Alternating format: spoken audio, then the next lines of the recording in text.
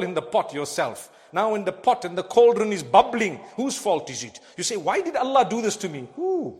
You're blaming Allah for your own adultery. You're blaming Allah for your sin. You're blaming Allah for developing a wrong relationship, for giving away your heart to someone besides Allah, when Allah told you not to do that. But still Allah says, we love you. Just come back to us. It will take a time to mend and to heal. Start with your salah. Dress modestly. Relationship with Allah through dhikr and Quran. Leave sin. Obey your parents and fulfill their wishes, and try your best to actually serve them. Look at how you'll get contentment.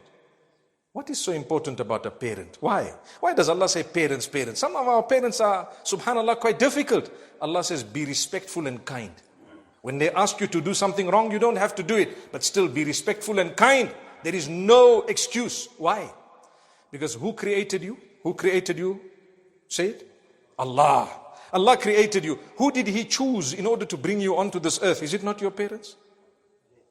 Haqqan. So therefore you've got to be good to your parents, because Allah chose them to put you here. Did you choose them? No. It's part of your test. Love your father and your mother. No matter what, you love them.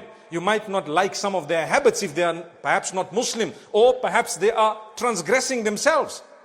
But does that mean you don't love them? You love them. That's your father, that's your mother. They might have bad habits. Yes, you don't like the bad habits. Sometimes some parents are so abusive that we need to stay away from them. Stay away respectfully, in a kind way. Still once in a while, make dua for them. Pray for them. Subhanallah. Another way of mending your heart. Help those who are in trouble and in need, and Allah will help you. من نفس عن مسلم كربة من كرب الدنيا نفس الله عنه كربة من كرب يوم القيامة. And in one narration, الدنيا والآخرة.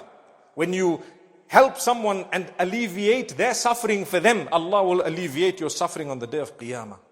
Imagine you being called out. فَيُنَادِي مُنَادٍ. Caller calling on the day of Qiyamah. Where are the ones who helped alleviate the suffering of others on earth? Today, we are going to help alleviate their suffering. Who wants success on the day of Qiyamah? Wallahi, my beloved brothers and sisters, in this world, we will all struggle. We will all suffer. Ala inna lil mawti la sakarat. Indeed, death has pangs. You know what are pangs of death? When you are about to die and there is a ghargara and you feel very uneasy and perhaps hot, and you get these flushes and you feel, now I can't breathe anymore, and it's the last few moments and suddenly drop. Allahu Akbar. A believer dies with shahada, at least in his heart. And better still, on his tongue, as well as the heart. So those pangs of death, they are a struggle. But after that, there is no suffering for a believer. You get Jannatul Firdaus, you forget what happened in the past. Many of us today, we are sitting, mashallah, in a better position. We have better homes, better clothes, better food. You have forgotten where you were 20 years ago, 10 years ago, where you were. You have forgotten, right? And it's become some new life. And now when something goes wrong of a smaller nature, we tend to suffer because we've been accustomed to something new. Let me give you one quick example. You buy your first car. Before that, what did you used to use? Public transport, right? When you buy your first car, you feel like a king. Even though your car is just a Honda Fit, mashallah. You feel like a king because it's your first car. When that car after a year develops a puncture or something goes wrong and you can't use it for 1 week, what happens? You find it so difficult to go back to public transport. But my brother, all your life you were using public transport. Why? Because now, how can I from king, I'm no longer king. 1 week. Allah says, you know what? It's man. Man is accustomed to something. Then he becomes very, difficult for him to actually go back. Thank Allah. Remember where you were. There was a young man saying, when I was young, I used to say, oh Allah, help me so I can buy my own house. He says, now I am 50 years old, I bought my own house, but I'm asking Allah for more and more and more and more. Subhanallah, ask Allah Jannah. A way of healing your heart is to look at the stories of others who have struggled. Read the seerah of Muhammad sallallahu alaihi wasallam, it will mend your heart. When you see the struggles he went through and you tell yourself, this is afdalul khalqi wa akramur rusuli, the best of creation, the most honored of all messengers of Allah. Subhanahu wa ta'ala, may Allah bless them all and have mercy on them. And then you tell yourself, he went through struggles, they did not have food. For how long? There was a boycott against them for 3 years. They didn't have food. Aisha radiallahu anha, she says, in kunna ala Muhammad. Even though we were the family of Muhammad sallallahu alaihi wasallam, we used to see the moon and another moon and another moon, and there was no food in this house except for water and dates. That means 3 months. Okay guys, are we all ready to spend 3 months with only water and dates? Ready? Ready? Not a single hand, you're laughing at me. You know why? Allah only tests those whom He loves. La ilaha illallah. When He loves you, you have a test. And only a true believer understands that. When I have an examination question that is very difficult and I know the answer, I'm a true PhD holder. I have a degree higher than yours. You know why? I knew all the answers. All those exams, I aced them. That's the word. So Nabi Muhammad sallallahu alaihi wasallam, he had the greatest of tests. Very difficult. Inna Allah idha ahabba abdan ibtalahu. When Allah loves His slave, He tests him. My beloved brothers and sisters who are broken-hearted, turn to Allah. Nobody can mend your heart. The people around you might try and make it worse when you are with Allah. And Allah alone, then even the pain becomes sweet. It becomes sweet.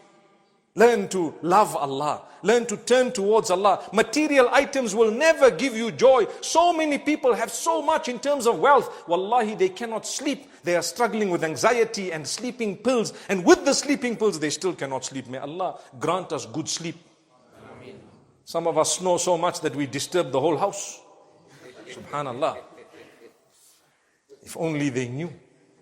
May Allah grant us goodness. I'm so happy to be here and to be given this opportunity to address you on this Jumu'ah, the blessed day of Friday in this beautiful masjid. When I passed here and I was entering, I thought to myself, this place is empty. Perhaps the people are still going to come. As I walked in, I was surprised to see, mashallah, the masjid was full. Everyone was waiting. May Allah grant us Jannah without reckoning. May Allah make us from those who love each other fi sabilihi, for His sake alone. Make life easy for one another. Respect people. Allah will grant you respect on earth. No matter who it is. Greet them at least. Do you know we are lacking one thing in the ummah today, which is simple greeting. Assalamu alaikum. Even from a distance. Assalamu alaikum. And at least smile. At least nowadays you smile with your eyes. When they see their eyes going this way, that way, they know they are smiling. The women in niqab already knew that a long time ago, but Allah wanted all of us to test it out for His own wisdom. So my beloved brothers, I tell you once again, don't make someone else's life difficult, because Allah will make yours difficult. Create ease for other people. Help them. Talk to them with respect. See what happens to you. Your family members, speak properly to them. Watch your tongue. The way you talk, sometimes what you are saying is right, but the way you are saying it is so horrible. It hurts people, it offends them. They don't want to be in your company. Do you think the angels want to be in your company? Wallahi, they don't. Because the hadith says the angels are affected in the same way that a normal person from among the good Muslims would be affected. They'll go away. When you swear, the angels run away from you. Which angels? The angels that are supposed to be hafadha, those to protect you, the angels of mercy and rahmah. They are gone. Protection. So calm down. You must have your tongue moist with the dhikr of Allah subhanahu wa ta'ala a lot. Don't say bad words. Don't lie. Don't cheat and steal and deceive. Because in that way your heart will be totally destroyed one day and you won't know whether you're coming or you're going. Another very interesting factor, my brothers and sisters, and I'll end on this note. Istighfar. Seek the forgiveness of Allah, and Allah will mend your heart. And believe that Allah has forgiven you. That is probably more important than anything else. I tell you why. You see, when you've committed a sin and another sin and many sins, and you've sinned for a lifetime, and you say, oh Allah, forgive me. Oh Allah, forgive me. Allah says, I only need you to say it once, sincerely. You must regret, you must repent, seek forgiveness, promise not to do it again, be genuine, and it's forgiven. Wiped out. How many times do you need to do that? Once.